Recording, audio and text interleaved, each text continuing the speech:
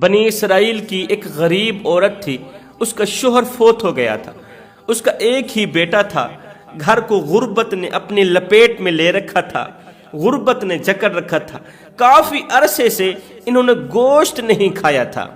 اب 3 دن ہو گئے ہیں انہوں نے کچھ بھی نہیں کھایا، کھانے کو کچھ نہیں ملا۔ یہ غریب عورت عبادت میں مصروف تھی، اللہ سے دعا مانگ رہی تھی، اللہ ہمارے لیے کھانے کا کچھ بندوبست فرما، کھانے کے لیے ہمارے گھر رزق بھیج۔ اللہ کا کرنا ایسا ہوا، ایک دن یہ عبادت میں مصروف تھے، ان کے گھر ایک گائے آئی۔ گائے کو اللہ تعالیٰ نے بولنے کی توفیق دی۔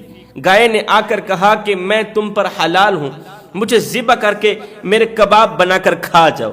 انہوں نے کہا اچھا تو ہمیں گناہ کی طرف لے کے جانا چاہتی ہے، ہم کیوں کسی کا حق مال، ہم کیوں کسی کا حق کھائیں۔ ماں بیٹے نے گائے کو گھر سے بھگا دیا۔ دوسرے دن یہی گائے پھر سے آ گئی۔ یہ دونوں عبادت میں مصروف تھے، اللہ سے رزق طلب کر رہے تھے، اللہ سے کھانے پینے کی اشیاء مانگ رہے تھے۔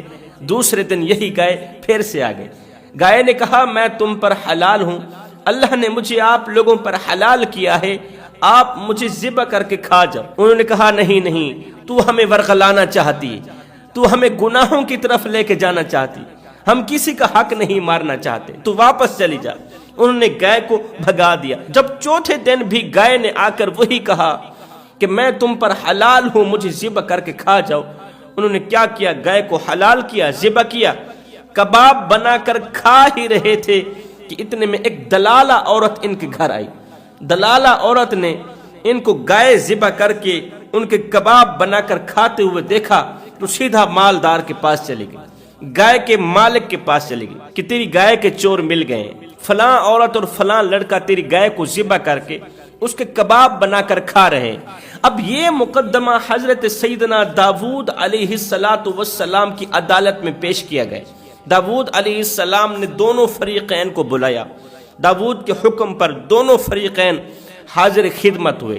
اللہ کے نبی نے پوچھا اے خاتون اور اے لڑکے، تم نے اس کی گائے کو ذبح کیوں کیا؟ انہوں نے کہا 4 دن سے مسلسل گائے ہمیں کہہ رہی تھی کہ میں تم پر حلال ہوں، مجھے ذبح کر کے کھا جاؤ۔ ہم 3 دن کے بھوکے تھے، کھانے کو کچھ نہیں مل رہا تھا، اور ویسے بھی عرصہ دراز سے غربت کی وجہ سے ہم نے گوشت نہیں کھایا تھا، ہم عبادت میں مصروف تھے، اللہ سے رزق مانگ رہے تھے، کھانے پینے کی اشیاء مانگ رہے تھے۔ اتنے میں گائے آئی، ہم نے گائے کو بھگایا، چوتھے دن گائے پھر آ گئی۔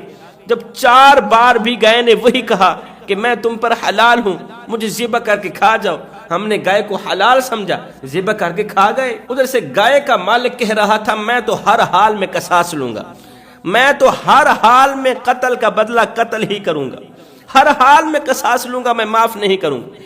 اللہ کے نبی نے فرمایا یہ غریب لوگ ہیں، 3 دنوں سے انہوں نے کچھ نہیں کھایا پیا، اگر انہوں نے تیری گائے کو ذبح کر ہی دیا، مار بھی دیا، تو پھر اس طرح کرو، گائے کی چمڑی کے برابر، گائے کی چمڑی کے برابر مجھ سے درہم لے لو، دینار لے لو، پیسہ لے لو اور قصاص معاف کر دو۔ گائے کے مالک نے کہا میں کسی بھی حال میں قصاص معاف نہیں کروں گا۔ جب گائے کے مالک نے اونچی آواز میں کہا نا میں کسی بھی حال میں قصاص معاف نہیں کروں گا، تو عین اسی وقت حضرت جبریل علیہ السلام وحی لے کر آئے۔ حضرت جبریل علیہ السلام نے عرض کی اے اللہ کے نبی، اللہ فرما رہا ہے ان کو بولو کل عید کے دن فلاں میدان میں تمام کے تمام لوگ جمع ہو جائیں، فلاں میدان میں ہی ان کا فیصلہ کیا جائے گا۔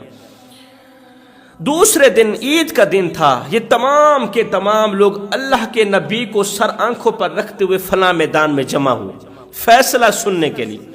اللہ کے نبی بھی وہاں پہنچے، جبریل علیہ السلام پھر سے حاضر ہوئے، اللہ کے نبی کو ساری کی ساری کہانی سنائی، حقیقت سامنے رکھی۔ اللہ کے نبی حضرت داؤد علیہ السلام نے تمام لوگوں کے سامنے اس گائے کے مالک کو کہا اور مالک وہ دن یاد کر جس دن تو ایک مالدار سوداگر کے ساتھ اس کا نوکر بن کر شام کی طرف جا رہا تھا، اور وہ مالک سوداگر مال کو بیچنے کے لیے شام کی طرف جا رہا تھا، تو اس کا نوکر بن کے جا رہا تھا، تو اس کا غلام بن کے جا رہا تھا۔ جاتے جاتے تیری نیت بدلی، شیطان نے تجھے اس قدر ورغلایا کہ اس مالک کو مار دو اور اس کے مال کے اکیلے وارث بن جاؤ، تم امیر تر امیر بن جاؤ گے، اس کا گلا گھونٹ دو، اسے مار دو، مٹی میں دفن کر دو۔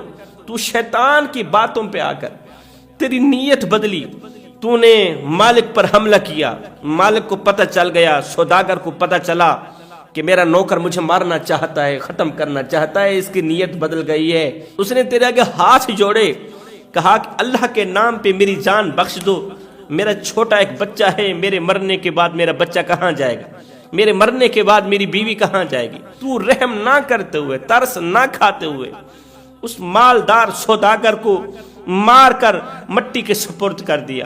سوداگر کو وہیں ختم کر کے اس کا مال شام کی طرف لے کے گیا، نفع کے ساتھ تو نے اس کے مال کو بیچا، وہاں سے پیسہ اٹھا کر یہاں آیا، امیر بن گیا۔ اور نادان، کیا تو جانتا ہے جس نوجوان سے تو قصاص لینا چاہتا ہے، جس عورت سے تو قصاص لینا چاہتا ہے، یہ عورت اسی سوداگر کی بیوی ہے اور یہ لڑکا اسی سوداگر کا بیٹا ہے۔ اور نادان، اب قصاص لینے کی باری نہیں، اب تو قصاص دینے کی باری ہے، وہ وقت آ گیا ہے۔ بس اللہ کا ترازو انصاف تولنے لگ گیا ہے، جیسا کرو گے ویسا بھرو گے۔ اللہ کے نبی نے تمام لوگوں کے سامنے جب اس کی حقیقت اس کے سامنے رکھی تو لوگ ہکے بکے رہ گئے، لوگ حیرت میں پڑ گئے۔ یہ مالدار شخص گائے کا مالک کہنے لگا، نہیں اللہ کے نبی آپ جھوٹ بول رہے ہیں۔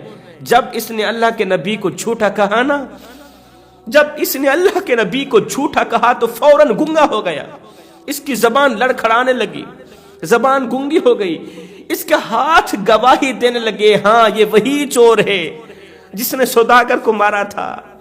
اس کے ہاتھ گواہی دینے لگے، اس کے پیر گواہی دینے لگے۔ اللہ تعالیٰ نے ہاتھوں کو بولنے کی طاقت دی، سب لوگوں کے سامنے بھرے مجمع میں اللہ تعالیٰ نے اس کے پیروں کو بولنے کی توفیق دی۔ پیر کہنے لگے، ہاں ہاں یہ وہی بدبخت انسان ہے جس نے اپنے مالک کو قتل کر کے اس کے مال کا اکیلا وارث بن بیٹھا۔ اس کے بعد اللہ کے نبی نے فرمایا، لوگو یہی حقیقت محشر کے دن کی ہوگی، قیامت کے دن کی ہوگی، کہ تمہارے ہاتھ پاؤں گواہی دیں گے، اس طرح کی گواہی دیں گے کہ تمہاری زبان کو بولنے کی ضرورت ہی نہیں پڑے گی۔ اللہ کے نبی حضرت داؤد علیہ السلام نے فرمایا لڑکے، اب تم اس سے اپنے باپ کا قصاص لو، تم اس سے اپنے باپ کا قصاص بھی لو اور اپنے باپ کا مال بھی واپس لو۔ لڑکے نے تلوار اٹھائی، اس ظالم مالدار شخص کا سر تن سے جدا کر دیا اور اپنے باپ کا سارا مال بھی واپس لے لیا۔ اللہ کا ترازو صرف انصاف ہی تولتا ہے جوانوں، جیسا کرو گے ویسا بھرو گے۔ کسی کا حق مارو گے تو وہ وقت آنے والا ہے کہ تمہارا حق بھی مارا جائے گا، کیونکہ ظلم کا بدلہ ظلم، کسی کو دکھ دینے والوں کو دکھ دیا جاتا ہے، کسی کا حق مارنے والوں کا حق مارا جاتا ہے، کسی کو اذیت دینے والوں کو اذیت دی جاتی ہے، کسی کو مشکلات میں ڈالنے والوں کو مشکلات میں ڈالا جاتا ہے۔ اس لیے کہ اللہ کا ترازو بس انصاف ہی تولتا ہے۔